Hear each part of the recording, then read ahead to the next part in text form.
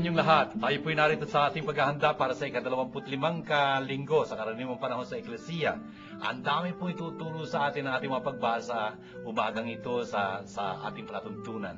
Sana po'y talagang handang-handa tayong makinig at kumuha ng mga notes natin para yung mga patutunan natin dito ay manatili at mabalik-balikan natin at tumunlad tuloy ang ating kaalaman. Sana po yung pagpunlad natin sa kaalaman natin sa pananampalataya natin dito sa salita ng Diyos ay talagang maghudyat din ang pag-alago natin sa pagmamahal sa Diyos sa ating kapwa sa Eklesiya. Kaya po, itong ating palatuntunan ito, marinig po natin dito na tayo po, bawat isa sa atin, ay dapat magsulit, dapat mag-render an account of our stewardship. Napakahalaga po nito. At sasalungguitan po sa ikawang pagbasa ng araw na ito, ibig ng Diyos, lahat ay maligtas. Napaganda hong katotohanan noon. Kung kaya po, itong ating palatuntunan, sana makatulong sa atin sa kaalaman upang makarating tayo sa kaligtasan. Kung kaya po, saan kayo naroon, mga magulang, mga anak, mga kasambahay, lalo na yung mga may dinadalang hirap, yung po mga kaparian, mga diakono, religyosa, seminarista, mga katikisa na nagpapalaganap ng salita ng Diyos, sana po ikapulutan ninyo ang ating palatuntunan ng Word Made Flesh nang magagamit nyo sa pagpapalaganap ng salita ng Diyos. At kung ganun po, sana makipag-ugnayan lagi kayo sa ating palatuntunan. Lumalabas po dyan ang ating mga cell text number, tapos yung ating email address. At sama-sama po tayo magpupuri sa Diyos para sa kagandahan at kabutihan na kanyang ibinulod sa pamamagitan ng ating salita ng Diyos dito sa Word Made Flesh. Kaya po, shalom sa inyong lahat.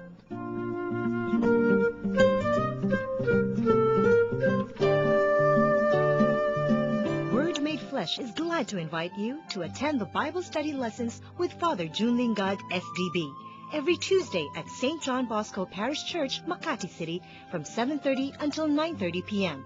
Every second and fourth Thursday of the month at VMI School Ayala Alabang from 7:30 to 9:30 p.m. and at Quiapo Church every Wednesday from 7:30 to 9 o'clock p.m. Ang Word Made Flesh ay masayang nakikibahagi at malugod na sumusuporta sa pondo ng Pinoy.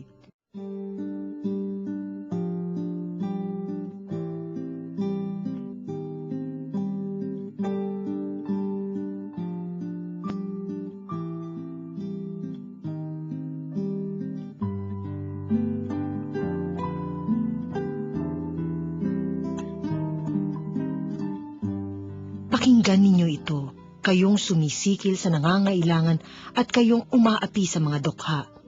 Ang sabi ninyo sa inyong sarili, inip na kaming matapos ang mga araw ng pamamahinga. Hindi tuloy namin maipagbili ang aming mga inani. Kailan ba matatapos ang Sabat para mailako namin ang mga trigo? Tataasan namin ang halaga. Gagamit kami ng maling takalan at dadayain namin sa timbang ang mga mamimili. Sa halaga ng 1 paris na sandalyas, aming bibilhin bilang alipin ang taong dukha. Pati tulyapis ng trigo ay ipagbibili namin sa mataas na halaga. Sumumpa si Yahweh, ang Diyos ng Israel. Hindi ko na maipatatawad ang masasama nilang gawa. Ito pong ating unang pagbasang narinig ay mula kay Amos, isa hong propeta sa Lumang Tipan, na napakahalaga. He is one of the minor prophets, kaya lang hindi ho ibig sabihin ng minor, less important, Minor ho dahil mas maikli yung kanyang sinulat. Pero napakahalaga po ni Propeta Amos, kung tutuusin. Siya ho, tsaka si Hosea, dalawa silang minor prophets, pero silang magpapasimuno ng talagang landas na tatahakin ho ng ibang mga propeta pagkatapos nila. Anong istorya nitong si Propeta Amos dito? Sangayon sa narinig natin sa pagbasa, itong si Amos ay isang propeta na talagang sangkot na sangkot sa usaping panlipunan. Parang ganyan ba? He is the social prophet of the Old Testament, Ito ho, tinutuligsa niya yung kaparaanan, yung mga ginagawa doon sa kanyang kinalalagyan. Nandun ho siya sa norte. Yung norte ho ng Israel ay naging talagang mayamang-mayaman, By the way, hiwalay na yung norte ho mula doon sa katimugan, kung tutuusin. The kingdom of Israel, the kingdom of Judah. Ang nito, ang naging problema ho, dahil yumaman yung mga taga-norte, nalimutan nila ang Diyos. O kaya, dito makikita natin, ang sabi nila dito, sinasabi ni Propeta Amos sa ngalan ng Panginoon, pakinggan niyo ako, kayong mga talagang yumuyurak sa dangal ng mga pobre, talagang binabaliwala yung mga mahihirap sa lupa. Ang sinasabi niyo ganito, kailan kaya magtatapos ang ating kapistahan ito ng bagong buwan, the new moon, upang maipagbili natin ang ating mga trigo. Kailan kaya magtatapos itong sabat na ito kung kailan hindi tayo pwede magtrabaho upang maipakita natin yung ating mga kalakal, yung ating mga trigo and whatnot. Mababawasan natin yung sukatan, madadagdagan natin yung halaga ng shekel, yung kalingal sa lapi doon. Tapos, maaayos natin yung timbangan para makapandaya pa tayo. Kailan kaya natin mapipili yung ating mga dukha para sa halaga ng pilak, yung mga pobre para sa isang pares na sandalyas. At yung mismong yung ipa na pinagtahipan natin ng trigo, pagbibili pa natin. Francisers, nakita niyo yung talagang sumasa isip nila, puro pangangalakal, puro kwarta, salapi, pera. Yun ang pinag-uusapan lagi. Hindi dangal, hindi yung talagang pagtupad ng kalooban ng Diyos, hindi yung pagsamba sa Diyos. Nandun sila sa templo o kaya doon sa kanilang pinagsasambahan. Pero tingnan niyo kung anong umiiral sa kanilang isipan, Para bang, pwede ba mangyari din to sa atin, hindi ba? Nasa simbahan tayo, pero tingin sa relos, kasi may lakad pa tayo, may pupunta pa tayo, manonood pa tayo ng sine, ewan ko kung ano. Nagsisimba tayo ng lagay na yun, ha? Tingnan niyo mga kapatid, pwedeng mangyari na talagang walang-wala yung puso natin doon sa ginagawa natin. Pwedeng mangyari yun. Nangyari na sa lumang tipan yun, eh. Pwede mangyari yun sa atin ngayon. Kaya dapat maging maingat. Tingnan nyo, ang sabi dito ng Panginoon sa dulo, sa verse 7, talagang sumumpa ang Panginoon sa pamamagitan ng kayabangan ni Jacob, sa karangalan ni Jacob. Hindi ko kailanman kakalimutan ang kanilang ginawa. Sisters, tingnan nyo yun. Ang Diyos tandaan natin, hindi siya pakikisangkot sa katiwalaan. Hindi siya makikiisa sa yurak sa dangal ng tao. At lalo na hindi niya babaliwalain ang mga mahihirap. Hindi siya makikisangkot doon sa mga talagang papahirap sa kanila. Hindi. Bagkus pa nga, talagang ipaglalaban ng Diyos itong mga ito. Sa ibang bahagi ng Biblia, sinasabi doon, yung mga taong, yung mga upahan yung mga trabahador na hindi sinisweldohan, ang sabi ng Panginoon, umaabot sa aking pandinig ang kanilang paghiyaw, sabi nga yan. At pagtatanggol ko sila at talagang uusigin ko yung mga talagang nagpapahirap sa kanila. Sisters, ito yung nandito sa verse 7, talagang bantayo ng Panginoon. Hindi ko kakalimutan ang kanilang mga bagay na kanilang ginawa. Sisters, sana maintindihan natin sa ating mga sarili, pagka sumasamba tayo, talagang sumamba tayo ng totohanan. Pagka nasa misa tayo, nasa simbahan tayo, talagang ilaan natin yung buong mga sandaling yun sa Panginoon. Kung minsan nakakatuwa, pagka nagmimisa, makirinig mo yung telepono, kikiring, yung mga cellphone ba? Teka muna, pagka nandun tayong simbahan, dapat wala tayong talagang paglalaanan ng pansin o ng atensyon o ng panahon, kundi ang Diyos lamang. Yun ang ating mga cellphone na ganyan, dapat pinapatay. Patawarin niyo kami mga pareho pagka nakalimutan namin yun. Pero hindi dapat ganun yun. Dapat pagka talagang sasamba ka sa Diyos ka sasamba. Hindi kung sino-sinong aatupagin mo, naghihintay ka ng tawag. Ay nako, yung ating isipan hindi nakapokus sa Panginoon. Ay yung ating dasal hindi umaabot sa Kanya. Kasi hindi naman tayo nagdarasal pag gano'n. Wala tayong konsentrasyon, hindi natin inuukol ang ating buong sarili sa Panginoon. Tandaan natin, ang sabi ng Panginoon, iibigin mo ang Diyos ng buo mong puso, kaluluwa, ipag-iisip at lakas. Gano'n, buong buo yan. Upang sa ganoon, pagka naibig mo ang Diyos ng buong buo, maibig mo rin ang iyong kapwa tulad ng iyong sarili. Hindi yung pagsasamantala ng kapwa mo. Hindi mo gagawa ng kamalian. Bakit? Kasi ginagalang mo ang Panginoon. Ang Panginoon na nag-uutos sa iyo, ibigin mo yung kapwa tulad ng iyong sarili. Yung mga narinig natin dito, pagsasamantala, pagdampandaraya, hindi mo gagawin yun sa kapwa mo kung meron kang pagmamahal sa Diyos. Yung takot sa Diyos. Yung takot mo sa Diyos, hindi yung ibig sabihin pangangatog sa harapan ng Diyos. Hindi. Kundi yung pag-ibig mo sa Diyos. Dala ng pag-ibig mo sa Diyos, gagalang mo yung kapwa. Napakahalaga ho tinuturo sa atin dito ni Propeta Amos. Ito po, sana pakinggan natin mabuti. At sa susunod ng linggo, marinig natin uli si Propeta Amos na may sasabihin na napakatindi ho tungkol sa mga pangyayaring ganito. Sana tayo maunawaan natin itong tinuturong leksyon dito ni Propeta Amos. Gagalang natin ang Diyos. Dahil sa paggaling natin sa Diyos, gagalang natin ating kapwa. Hindi natin sila pagsasamantalahan.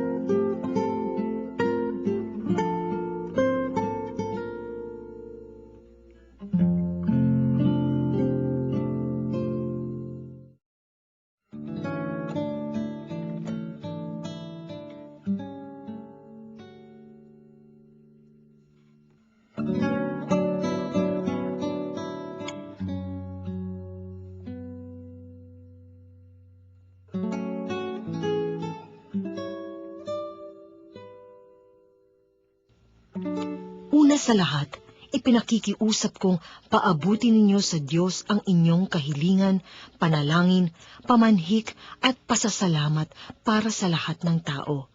Gayon din ang gawin ninyo para sa mga hari at mga may kapangyarihan upang makapamuhay tayo ng tahimik at payapa, marangal at may kabanalan.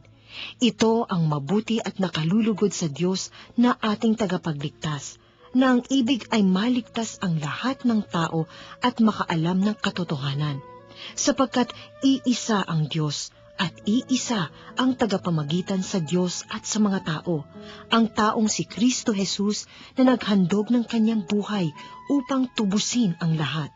Siya ang katunayan ng banal na layunin ng Diyos at nahayag sa takdang panahon. Dahil dito, ako'y hinirang ng mga ngaral, apostol at tagapagturo ng pananampalataya at ng katotohanan ito sa mga hentil. Katotohanan ang sinasabi ko, hindi ako nagsisinungaling. Ibig kong ang mga lalaki sa lahat ng dakoy manalangin may malinis na kalooban, walang hinanakit o galit sa kapwa. Atin pong narinig sa ikalawang pagbasa natin ng unang sulat ni San Pablo kay Timoteo. Ito sa San Pablo, meron siyang mga tinalaga na mga ngasiwa ng mga komunidad na kanyang itinatag. He founded these communities at yung mga komunidad na yun dapat mamumuno.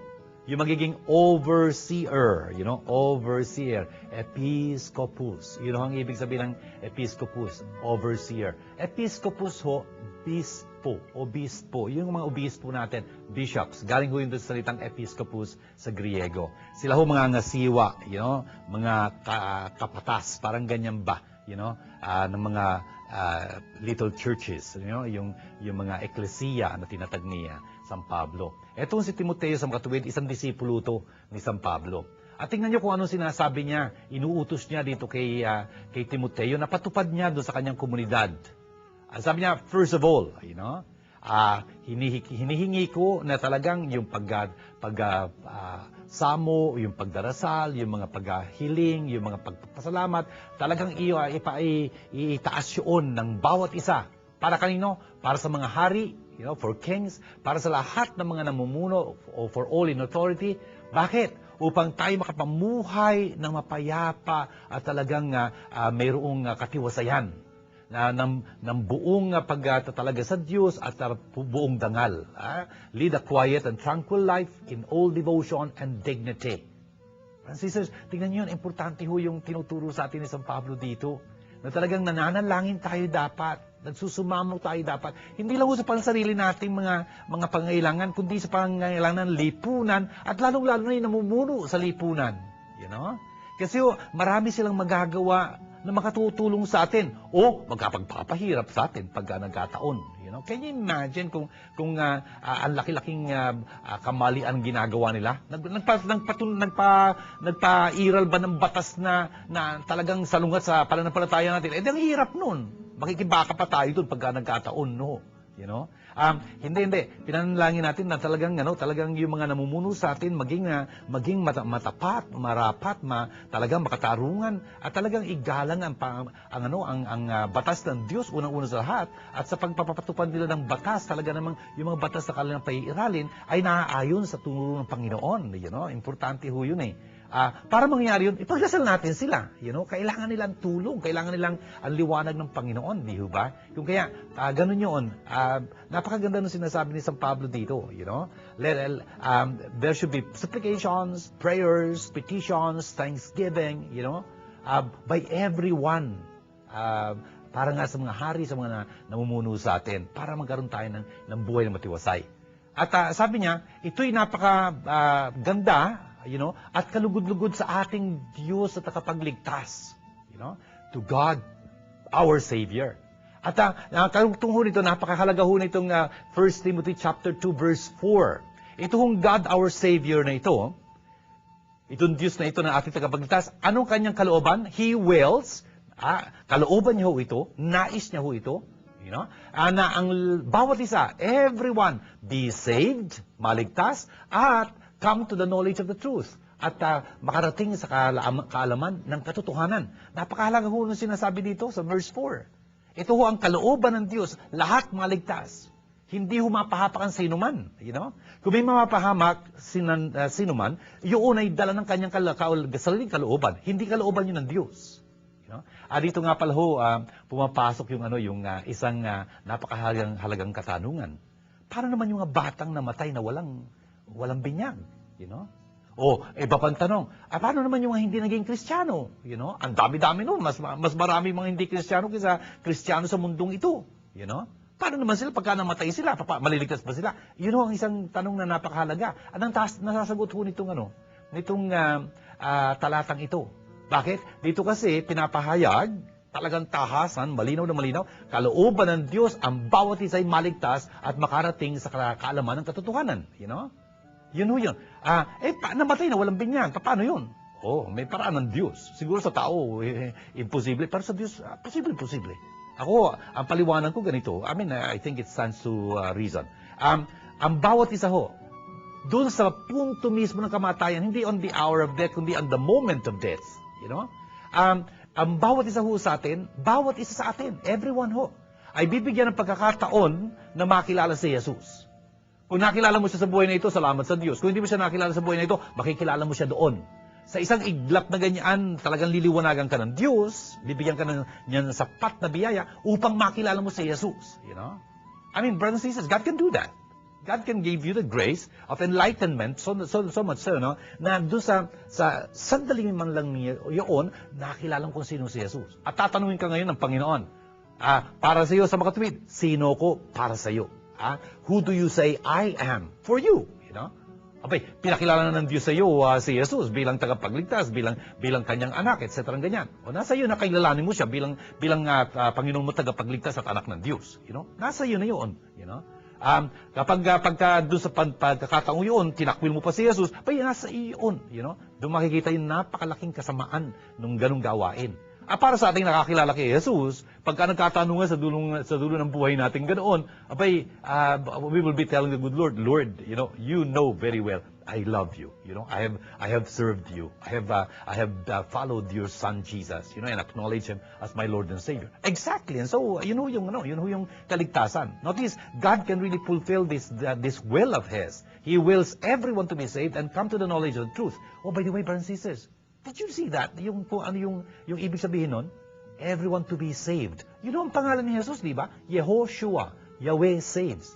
Come to the knowledge of the truth. Akala ko ba si Jesus yun? Hindi ba yun ang sabi niya? I am the way and the truth and the life. Yun. Si Jesus nga yung tinutukoy dito.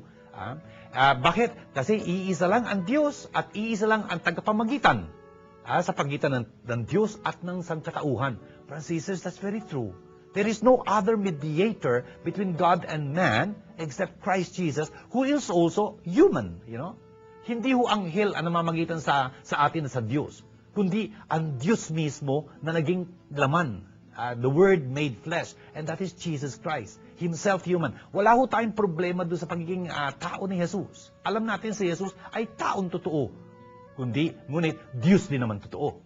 Yung iba siguro may problema doon sa ikalawang bahaging yun, na siya'y Diyos na totoo. Na taong totoo si Jesus, alam natin yun. Pinaniniwalaan natin yun. Pero sinasampalatayanan din natin siya, na siya ang anak ng Diyos. Kaya nga, siya ang tagapamagitan natin sa Diyos. Kung kaya tingnan niyo yung krus ng Panginoon, merong isang pahabang ganyan at pahalang. Yes, pinagkakasundo tayo ni Jesus sa Diyos, tayong mga tao sa Diyos, at pinagkakasundo tayo ni Jesus sa ating mga kapwa-tao. Yun eh.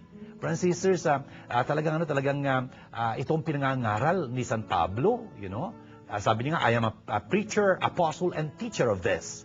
Brothers and sisters, si Father Jun ho, yun din ang sinisikap niyang gawin dito sa ating programa Word Made Flesh. Na pinapangaral, itong si Jesus, na tanging natin tagapamagitan sa Diyos. Wala na hong iba. Wala tayong sinasambang sino pa man, kundi si Jesus na ating Panginoon, tagapagligtas. Pinupuri natin ang Panginoon sa pamamagitan nitong ating programa ito.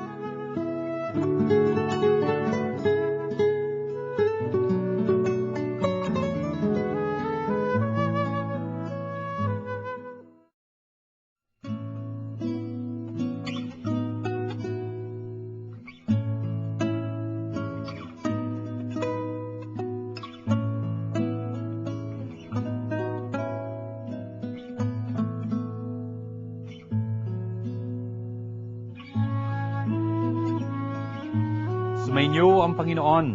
Ang maganda balita ng Panginoon ayon kay San Lucas. Sinabi rin ni Jesus sa kanyang mga alagad, may isang mayaman na may isang katiwala. Sinumbong sa kanya na nilulustay nito ang kanyang ari-arian. Kaya't pinatawag niya at tinanong, ano ba itong narinig ko tungkol sa iyo? Isulit mo sa akin ng buo ang pangasiwa mo sa aking ari-arian, pagkat mula ngayon ay hindi na ikaw ang katiwala ko. Nagwika ang katiwala sa sarili. Aalisin na ako sa aking Panginoon sa pangasiwa. Anong gagawin ko? Hindi ko kayang magbungkal ng lupa. Nahihiya naman akong magpalimos. Alam ko na ang aking gagawin.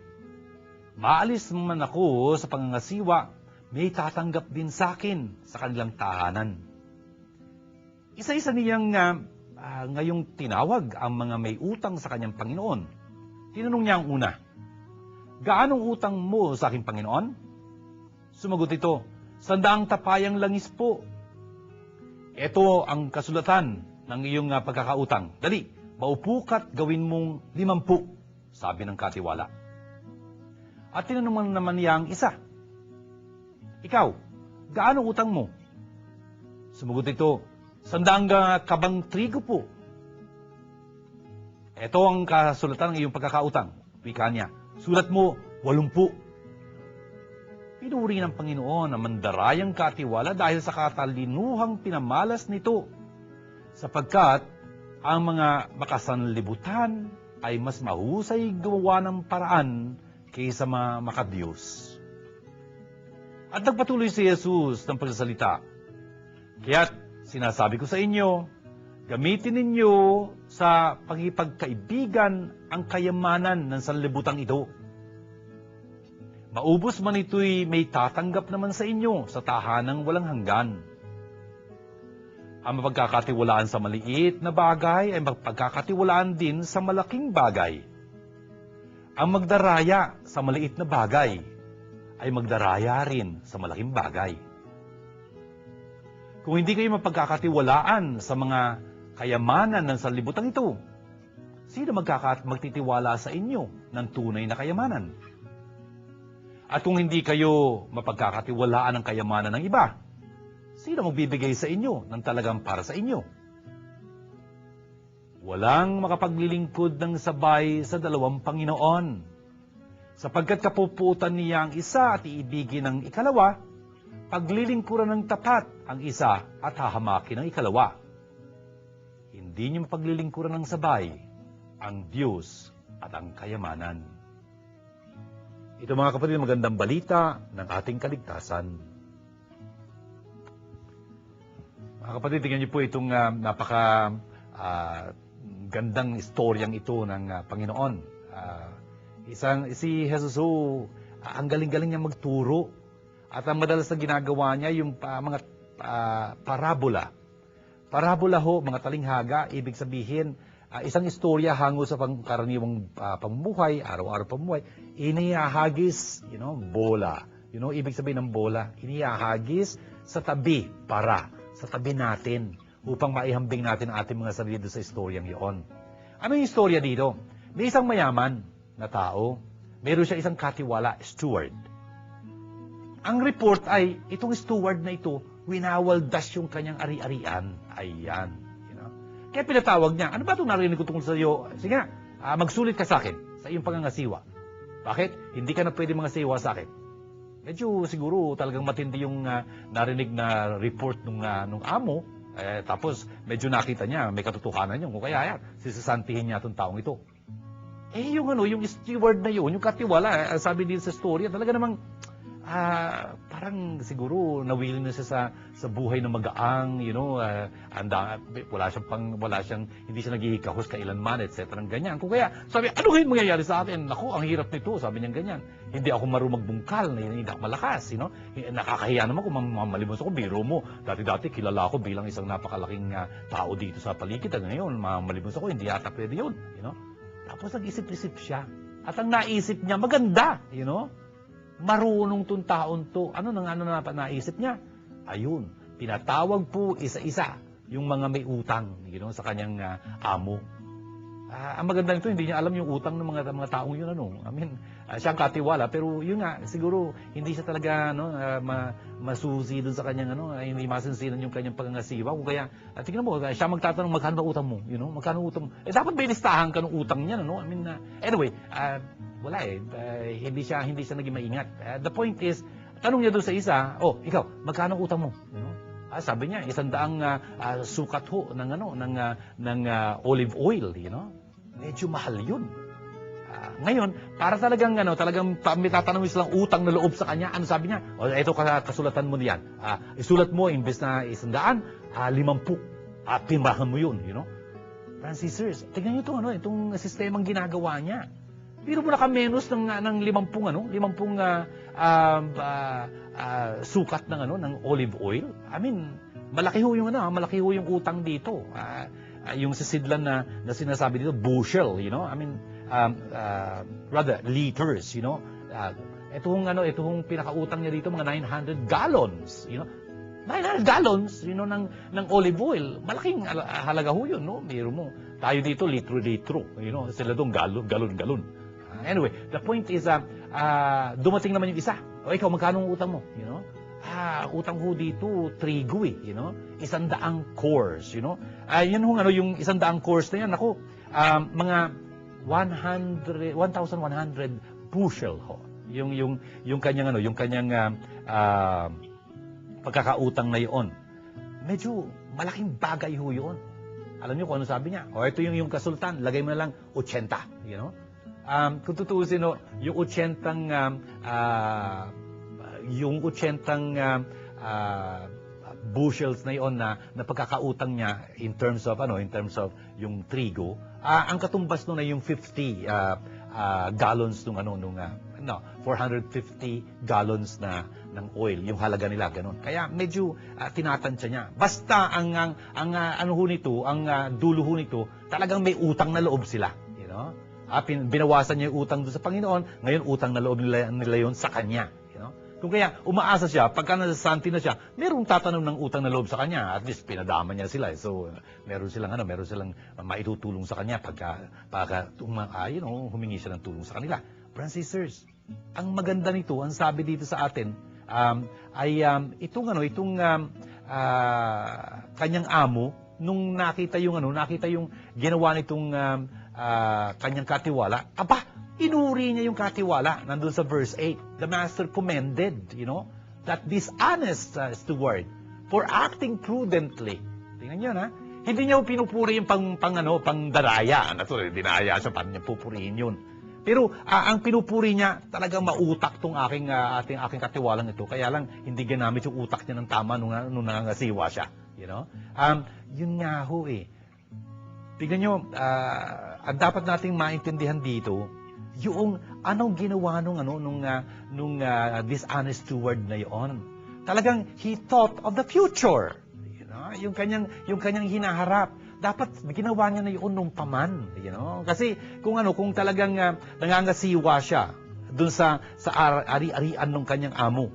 At talagang sinaalang-alang niya na pagka hindi siya naging tapat kundi nangurakot, sinamantala, nilustay, winaldas yung pinagkakatiwala sa kanya.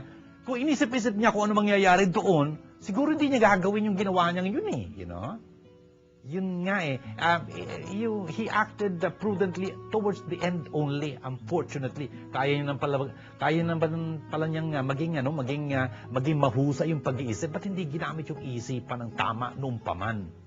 Friends, sisters, tingnan niyo ito, ang sinasabi ko sa atin ng Panginoon, ay for the children of this world, ang mga mundo, sabi niya, ay mas prudent, mas magaling pang mag-isip sa kanilang pakikitungo sa kanilang kapwa dito sa mundong ito kaysa yung mga children of light, yung mga anak ng liwanag. Anak ng liwanag, ibig sabihin anak ng Diyos kasi ang Diyos ay liwanag, Kung kaya yung mga anak ng Diyos, minsan hindi sila ganun katuso, hindi sila ganun karunong, sa paggamit ng mga pwede nilang gamitin sa buhay na ito. Brothers and sisters, totoo ba yun sa ating mga sarili? Abay, ewan ko lang, tingnan nyo, pagka inisip-isip natin ito, talagang may katotohanan yung sinasabi ng Panginoon eh. Tingnan nyo sa paligid natin, may mga tao talaga nagtatagumpay.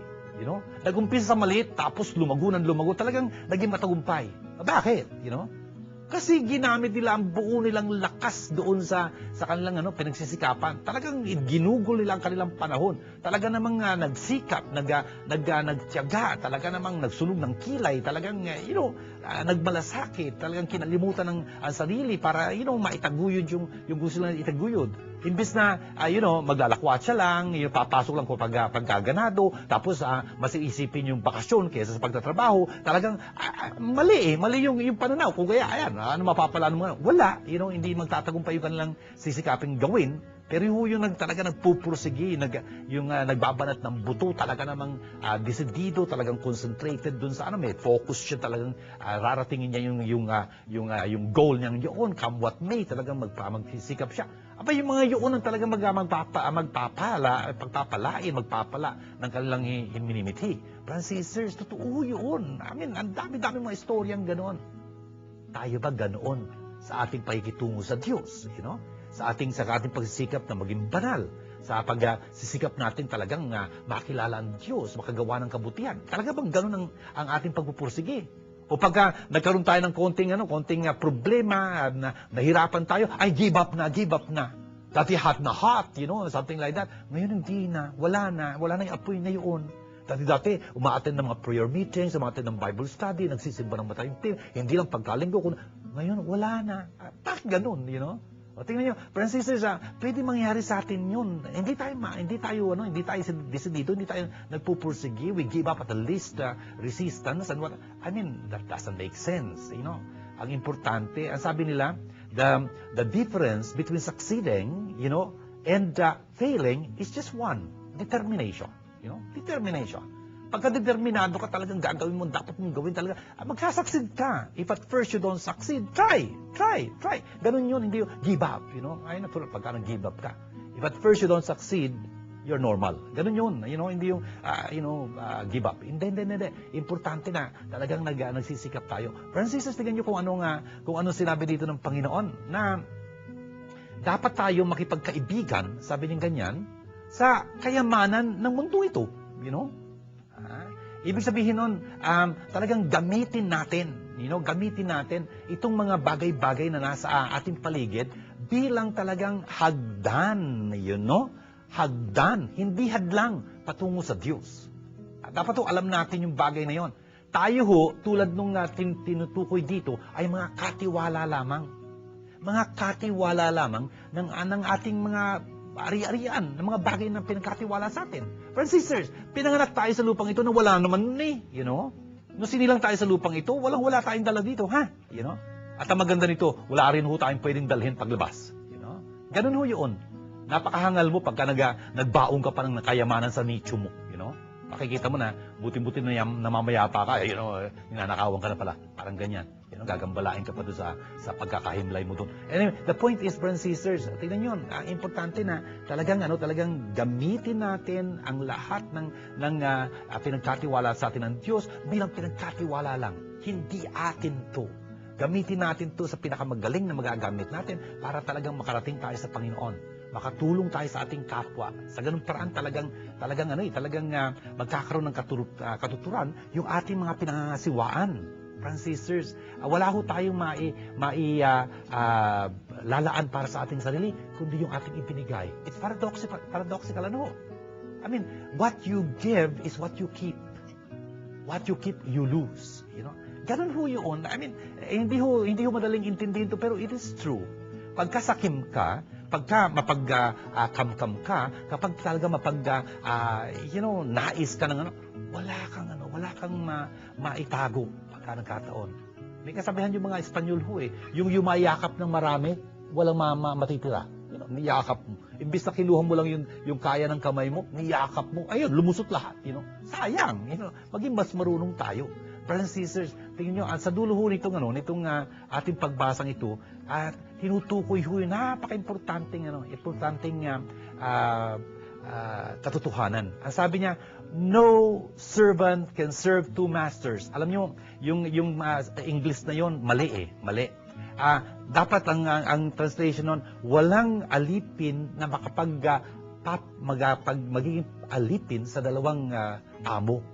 Yung serve ho dito, hindi serve ito, kundi magpakaalipin.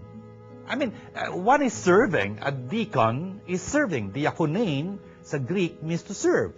Hindi ho yun sinabi, yung salitang ginamit dito, dulevein.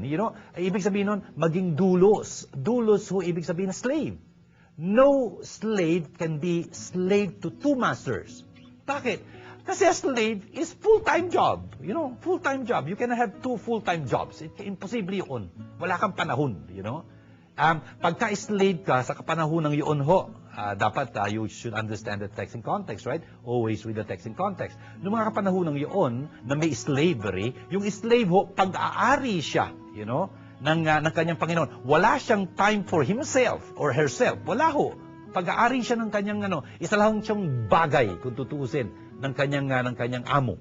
Yung nga hindi ka pwedeng maging slave nung isang iyon at nung isang iyon. Hindi pwede. Ang slave ho ng iisa lang. Hindi pwedeng slave ng dalawa. Ang sinasabi din dito, hindi ka pwedeng maging slave ng Diyos at ng kayamanan. Ewan ko, tandaan ho natin, ang kasabihan ay, ang kayamanan ay isang mabuting alipin, malupit na Panginoon. Ewan ko, gusto mo paalipin doon. Nasa iyon, Pero yung maging slave ka ng Panginoon, ng Diyos, ibang usapan yon. May kasabihan yung mga Latin, servire Deo regnaries. Servire Deo regnaries. Ang ibig sabihin, ang maglingkod, ang maging alipin ng Panginoon ay maging hari. Grabe, Pagka lingkod ka ng Panginoon, ibig sabihin, hari ka. Kasi pagka pag-uusapan ay pagiging alipin, talaga nakamumuhi yung mga kaisipang yun.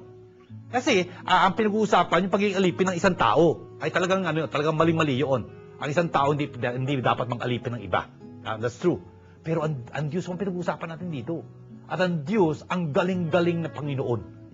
Hindi siya nang aapi, hindi siya nang aalipin in that sense of a human slave. Not at all. Kaya nga, pagka naglingkod ka sa Panginoon, naging alipan ka ng Panginoon, talagang lumalaya ka.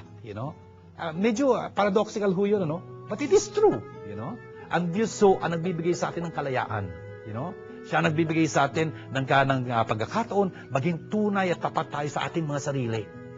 Hindi tayo kailangan matakot. Hindi tayo kailangan para bang laging nagmamasid ka, baka may humampas sa'yo, maglatigo sa'yo, magparusa sa'yo. Ang Diyos hindi ganun, Binibigyan niya tayo ng laya upang maging tunay niyang mga anak. Francis, ang importante, naglilingkod ba tayo talaga? Nagiging alipin ba tayo ng Panginoon? I hope we can get over that, yung alipin ng Panginoon, slave of the Lord.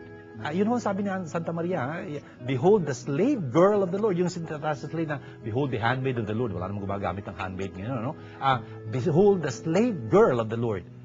Pagka pinag-uusapan ng slavery, sabi ko nga, tungkol sa mga tao, kamuhi-muhi yun, it's hateful, Pero pagka pinag-uusapan natin, slavery to God, that's different thing, Kung tutusin, siya ho ating Panginoon. There is no other way of looking at it. God is our Creator. We depend, absolutely on Him. Walang usapan hong iba doon. If you don't like to mince words, it is just exactly like that. We are slaves of the Lord. And there is nothing wrong about it. And something beautiful, in fact. Kaya nga, nakukulayan to ng slavery about man enslaving people. That's very, very hateful. Pero wala akong problema dapat sa Diyos yun. Paano tayo nagiging lingkod ng Panginoon? When we do His will, natural, When we really love God above all things, with all our heart, with all our soul, with all our mind, all our strength. Talagang kanyang-kanya tayo, friends, sisters.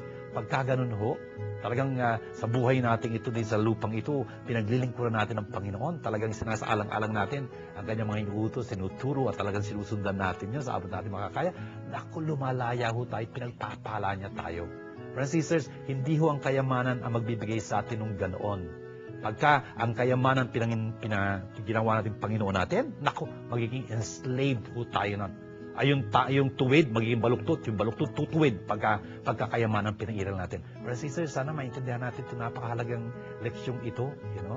Sana talagang gamitin natin yung binibigay sa atin ng Panginoon bilang tagapangasiwa nito para sa kanyang kalulatian.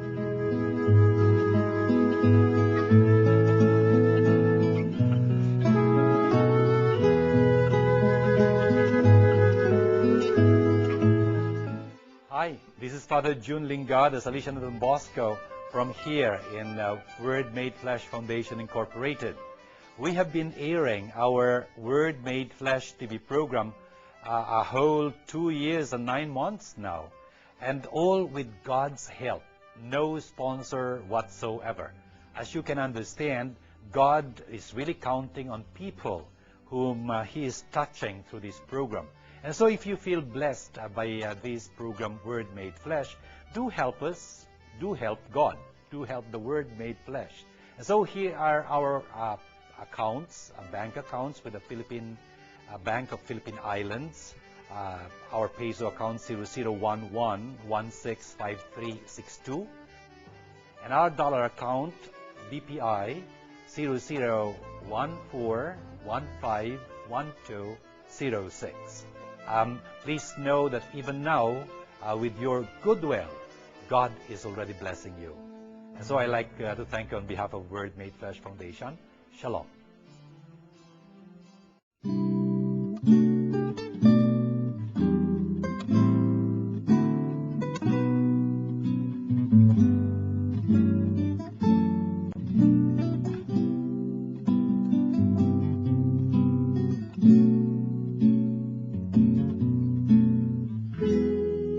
Father June, ano po ba ang limitasyon sa intimacy ng mag-boyfriend at mag-girlfriend? Hi, Ruel. Thank you very much. Dito sa katanong mo, napakaganda. Sabi, Father June, ano po ba ang limitasyon sa intimacy ng mag-boyfriend at mag-girlfriend? Ruel, tingnan mo, importante alam natin kung ano yung ating mga katawan. Dito sa unang sulat ni San Pablo sa mga taga-Corinto, 1 Corinthians, chapter 6, verse 19, sabi niya, hindi niyo ba alam na ang inyong katawan ay templo ng Espiritu Santo? Sabi niya ganyan, na namumuhay sa inyo. Importante na alam natin ang ating mga katawan ay templong buhay ng Espiritu Santo. Kaya ginagalang natin to. Hindi lang yung ating katawan, yung katawan din ng iba. Yung tinatanong mong intimacy dito, dapat hindi tayo maging daan na yung boyfriend do sa kanyang girlfriend, yung girlfriend sa kanyang boyfriend, hindi sila dapat maging daan ng pagkakasala. Dapat iwasan natin yung na maging sanhi tayo ng pagkakasala ng isa't isa, di ba? I mean, otherwise, anong klaseng friend yan? Dadalhin tayo sa impyerno pagka nagkataon yan, dadalhin tayo sa pagkakasala. Kung kaya ang limitasyon nun ay yung hindi tayo maging sanhi ng pagkakasala. I mean, that's important. Kasi merong 6th commandment, at merong 9th commandment ng Panginoon. Yung sa 6th commandment, hindi tayo gagawa ng anuman na talagang magiging labag sa kalinisan, purity, for example. Sa mga tuwid, hindi tayo gagawa ng kahalayan. Tapos, yung sa ninth commandment, yung pagnanais, yung mga thoughts, yung mga desires. Notice na, pagka naglaro tayo ng apoy, sunog tayo. That's it. Kung kaya, yun yung limitasyon. Hindi natin dapat hayaan natin mga sarili, maging sanhi ng pagkakasala sa isa't isa. Kasi magkaibigan tayo, Ibig natin magtulungan tungo sa Panginoon. At ang maganda nito, yung kalinisan natin, yung purity natin, ay talagang isang napakagandang handog natin sa ating magiging intimate friend, Yun yung magpapanatili sa atin talagang dalisay sa isa't isa at sa harap ng Panginoon. Napakagandang bagay. Father June, okay lang po ba na sa TV na lang makinig ng Mass? Erica, thank you very much dito sa tanong mo. Okay lang po ba na sa TV na lang makinig ng misa? Ng Mass? Gusto mo magkasakit? Kasi yung misa sa TV, pang may sakit lang yun, Yung mga nakanonood yung mga nagmimisa lang sa TV, baka magkasakit, hindi naman. Ang ibig sabihin, yung misa, napakahalaga noon na pakikiisa natin sa Panginoon. We come together as God's family, Yung misa sa TV, this is a help. Hindi ito yung inuutos sa atin na magbisa kayo sa TV. Hindi huy, makaisa kayo sa pagmimisa. Yung misa natin sa simbahan ginagawa, yun hindi sa TV. Natural, yung mga may sakit, yung hindi makapagsisimba talaga, what can you do? At least they have something that can help them siguro in their own situation. Alam ng Diyos yun, by the way. Alam ng Diyos yun. Pagka pwede ka magsimba at you prefer to just stay at home and watch TV. Alam ng Diyos yun. Hindi tama yun. Alam ng Diyos kung kailangan talaga sa TV ka magmisa kasi alam ng Diyos ang kalagayan mo. Hindi ka pwedeng lumabas, hindi ka pwedeng kasi may sakit ka or something like that. Pero the more proper way really of celebrating Mass is together with God's family. Paano ka makapagkukumunyon, for example, pagka nasa TV ka lang? O sige, ang misa, pakikiisa natin sa piging ng Diyos, Naghanda siya doon ng pagkain. Hindi natin mapakikinabangan kung nandun lang tayo sa TV. Notice, no? Help yung TV, hindi yun yung substitute. Okay? Importanteng maintindihan natin yun. Tulong yung misa sa television, hindi substitute yun ng pagsisimba natin sa simbahan. Napakahalaga noon.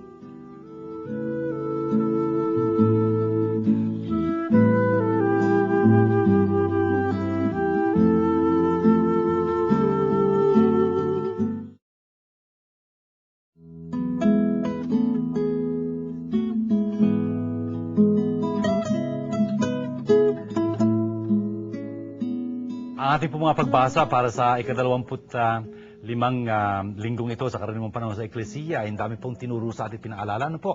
Yung pong unang pagbasa natin mula kay Amos, talagang sinasalungguhitan doon yung pagiging talagang mapagkalinga at hindi mapagsamantala sa mga mahihirap at mga dukha. Kasi talagang tinuturing ng Diyos na ginagawa yun sa Kanya Kasi yung mga mahihirap, mga dukha, mga naaapi, talagang pagsasanggal at pagtatanggol ng Panginoon. Hindi niya kakalimutan yung ginagawang kasamaan sa kanila. Napakahalaga po noon. At sinasalungguhitan ho dito sa pagbasa natin ito na dapat talagang tapat at talagang dalisay yung ating pagsamba sa Diyos. Hindi yung sumasamba tayo sa Diyos tapos kung ano-ano nasa ating isipan, Talagang hindi nakalaan sa Kanya yung ating atensyon, yung ating panahon, yung ating pananalangin. Kung ano-ano yung sumasagi sa ating mga kuro-kuro, sa ating iniisip na ganyan, layo-layo sa Panginoon. Talagang formalism lang yung ating relihiyon. Hindi kamuhi-muhi yun sa Panginoon. Yun yung ikalawang pagbasa natin. Ayan. Hinikayat ho tayo ni San Pablo na talagang manalangin ng taos puso para sa mga namumuno sa atin. Importante ho yun. Kasi ang lahat ho ng otoridad, all authority comes from God. It cannot be otherwise. Yun mga nakatalaga dyan, pwede hong gamitin ng Panginoon sila, para sa ating kapakanan. Kung kaya pagdasal natin silang mga mataimtim.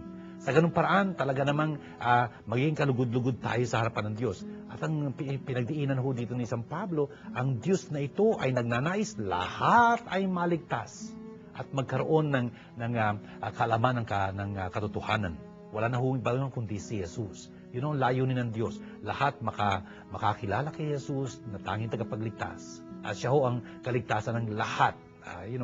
Importante ho maintindihan yun. Lahat ho. Kung milalaman sila sa buhay na ito sa Kanya o hindi, kikilala at kikilala rin nila siya sa dulo ho ng buhay nila. Kasi yun ang layunin ng Panginoon. Tapos ho, yung ating ebanghelyong na nakita, importante ho na maintindihan natin, bawat isa ho sa atin katiwala. Tayo ho'y mga stewards, tagapangasiwa lamang ng lahat ng pinagkatiwala sa ating mga kamay ng Panginoon. Ano man hong pagpapala na sa buhay natin, yung pagpapala ho, hindi lang material ito na nasa labas natin, nasa atin din ho. For example, ang ating isipan, yung ating katalinuhan, ating ganda, ating boses, ating lahat ho ng ating kakayahan na nasa atin, hindi ho atin to. Kaloob ho ito ng Diyos. Wala ho tayong pwedeng pagmalaki dito. Dapat gamitin lang natin ito ng talagang nararapat at ay kaluluwalhati ng Diyos at paglilingkod sa ating kapwa at talagang iyon ang ating karangalan. Nagbibigay sa atin ng dangal sa matuwid. Brothers and sisters, tingnan nyo, dapat yung mga mapagkatiwalaan tayo ng Diyos ng tapat. Dapat mga katiwala tayong tapat.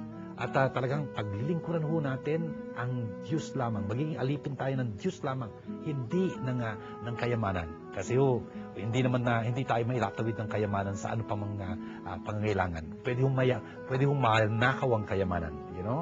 If you are what you have, too bad. You can be totally lost. Yun nga ang yaman natin, ang tangi nating yaman ay ang Panginoon. Ang ating Panginoon Jesucristo, in fact. At ito hong mga salita niya ito, pinagpapasalamat natin sa Kanya. Dahil ang dahong napapalala sa atin. Kaya gawin nating panalangin itong ating mga natutunan ito sa ngalan ng Ama at ng Anak at ng Espiritu Santo. Amen. Abba, mapagmahal naming Diyos at Ama, salamat po marami sa mga napaalala niyo sa amin sa mga pagbasa ngayong linggong ito. Hinihiling po namin talagang maisabuhay namin ito sa aming pang-araw-araw na pamumuhay upang sa ganung paraan maging kalugod-lugod kami sa inyo at inyong pagpalain ng tuloy-tuloy yan. Abba, tinataas po namin sa inyong lahat ng humihiling na aming panalangin at pinangakuan namin ng panalangin, pinanalangin namin dito sa aming programang ito. Abba, lalong-lalo na po yung mga mayroong dinadalang hirap, mga karamdaman, mga pagsubok, mga dalamhati na dinadala sa mga kapag-aratong ito. Abba, sana idampian niyo sila ng inyong awan, ng inyong biyaya upang maibsan ang kanilang dinadala. Ganun din naman po, tinataas namin sa inyong lahat na tumutulong sa amin sa iba't ibang paraan dito po sa aming pagsasalatuparan ng Word Made Flesh programs na ito. At yung pong ibig pang tumulong sa aming pagpalain nyo na rin. Lahat pong ito'y aming dalangin kasama na aming birin, alang-alang kay Kristo ang aming Panginoon. Amen. Sumainyo ang Panginoon at pagpalain kayo masagana ng makapangyarihang Diyos Ama at Anak at Espiritu Santo. Amen. Ito pong ating programang Word Made Flesh. Sana po yung nagdala ito sa inyo ng sigla ng buhay ng pananampalataya, ng pag-asa at pag-ibig.